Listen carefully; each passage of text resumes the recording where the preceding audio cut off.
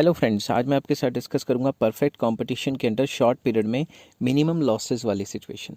तो ये होती क्या है? It is a situation in which average revenue is less than average cost corresponding to equilibrium. जो भी कहेंगे इक्विलिब्रियम के सामने। तो इसमें क्या होता है, एवरेज रेवेन्यू कम होती है और एवरेज कॉस्टिंग ज़्यादा होती है। किसके सामने? इक्विलिब्रियम के सामने। तो आप कहोगे ये कंपनी को तो लॉस हो गया, उसका खर्चा ज़्यादा, आमदनी कम है, मगर कभी कभी कंपनी को शॉर्ट पीरियड में लॉस भी झेलने पड़ते हैं। उसी सिचुएशन को मिनिमम लॉसेस कहते हैं। तो इसको मिनिमम लॉस क्यों कहा गया है? क्योंकि हर एक कंपनी चाहती है कि उसके लॉस मिनिमम ही हो, इसलिए इसको मिनिमम लॉसेस से डिनोट किया गया है। तो चलिए मैं AR MR बना देता हूँ। सबसे पहले ये AR कर्व और परफेक्ट कंपटीशन में AR और MR तो बराबर होते हैं, ठीक है। फिर मैं MC कर्व बना देता हूँ। तो ये बन गई है MC कर्व। ये E is the point of equilibrium हो गया है और ये हमारा इक्विलिब्रियम प्राइस है। और इसको अगर मैं नीचे जोड़ दूँ तो ये हमारी आ गई है इक्विलिब्रियम क्वांटिटी। तो मैं यहाँ लिख देता हूँ इक्विलिब्रियम क्वांटिटी।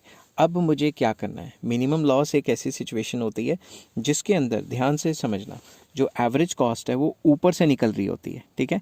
जैसे इसको टच करेगी वो क्या होगी? लोएस्ट होगी, क्योंकि AC और MC के रिलेशन भी तो अपने काम में लेके आने हैं ना। तो यहाँ पे हमने बना दिया AC। अब जो भी हमने देखना है वो तो इक्विलिब्रियम के सामने देखना है ना। तो अगर मैं इक्विलिब्रियम को ऐसे डॉटेड लाइन से ऊपर करूँ तो ये पॉइंट आ रहा है यहाँ पे, मान लो D।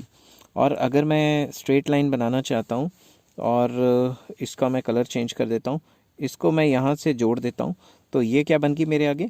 अब इक्विलिब्रियम के सामने ध्यान से देखना, आपकी जो प्राइस है वो तो इतनी है, मगर कॉस्टिंग तो इतनी आ रही है ना। तो यहाँ मैं लिख देता हूँ ये है हमारी कॉस्ट। तो प्राइस जो है वो आ रहा है OPE, ये वाला, ठीक है।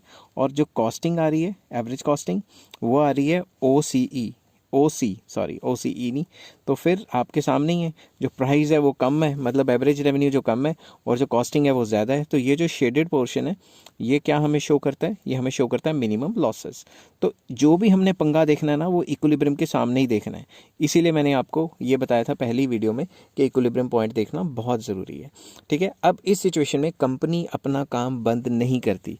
क्यों नहीं करती? क्योंकि अभी भी कंपनी वेरिएबल कॉस्ट जो होता है ना, एवरेज वेरिएबल कॉस्ट, उसको रिकवर कर पा रही है। तो कई बुक्स में ये वाला डायग्राम यहाँ तक सफिशिएंट है, मगर कई बुक्स में या टीचर थोड़ा इंप्रेशन डालने के लिए अगर आप करना चाहो तो एवरेज वेरिएबल कॉस्ट कर्व नीचे से निकाल सकते हो, और एवरेज वेरिएबल कॉस्ट भी यहाँ तक, जब जैसे MC को टच करेगा वो लोएस्ट होगा और फिर उसके बाद बढ़ जाएगा। समझ गए बात?